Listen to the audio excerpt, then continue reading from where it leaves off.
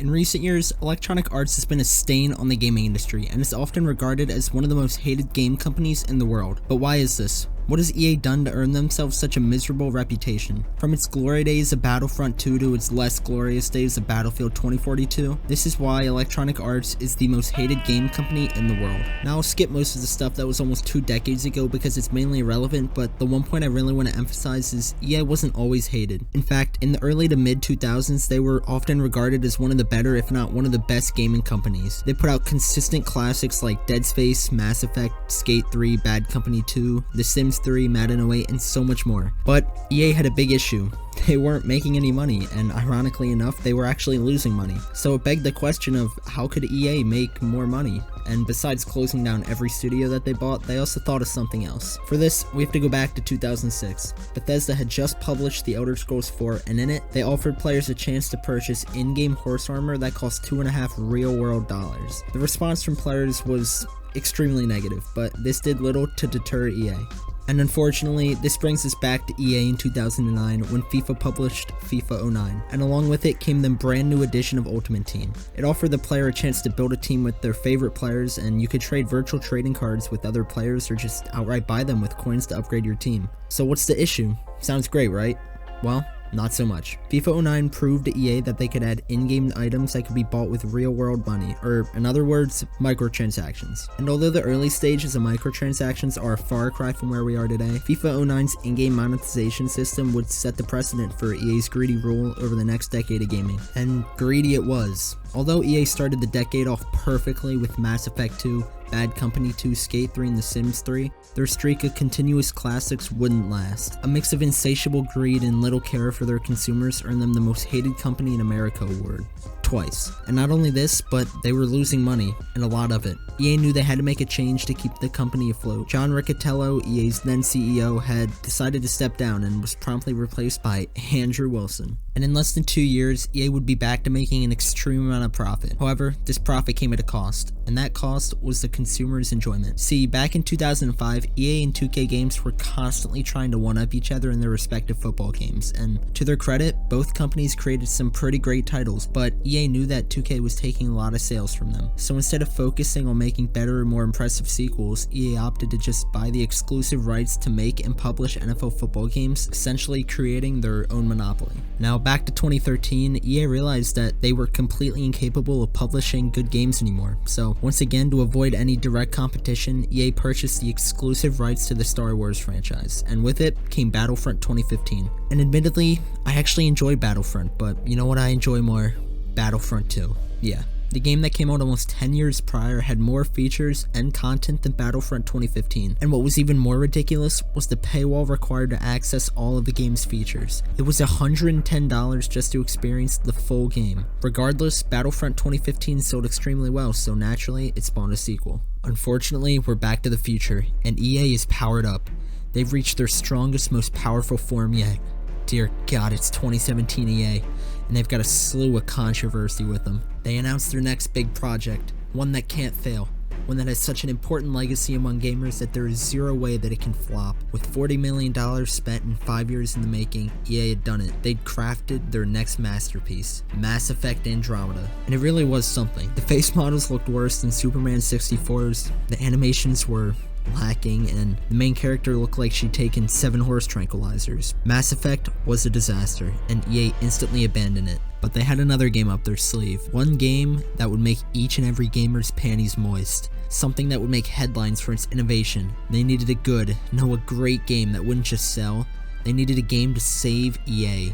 They needed Battlefront 2. Now to their credit, Battlefront 2 is an amazing game now, but when it originally released in 2017, it was a steaming hot pile of dog shit. You want to play as all your favorite childhood heroes? Well, you're going to need to play 80 hours to unlock them. You want to customize your character's weapons and abilities? Nope, can't do that either. Instead, you get star cards, which you can pay to upgrade. Hell, do you want to experience the full game that you paid $60 for already?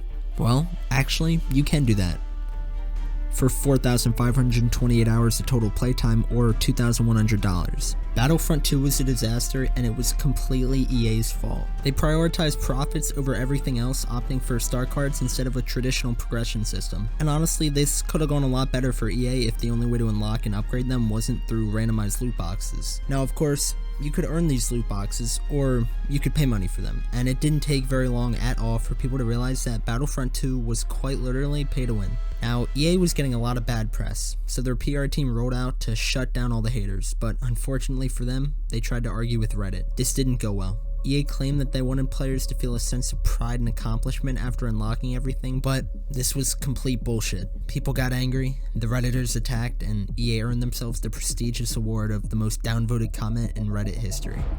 2017 will definitely go down as one of the biggest disasters in EA's history, and they knew it. EA swore it was time to change. They swore they would get rid of the old money-hungry EA and bring in the new consumer-friendly EA, but just like a junkie at your nearest gas station, they never go away. Money-hungry EA was here to stay, and with it came Anthem. Now EA, who were still unaware that players aren't interested in a broken, glitchy mess, denied BioWare's request for a delay, and Anthem released, and once again, another big project completely flopped. And along with Battlefield 5 failing the previous year, gamers had lost their faith in EA.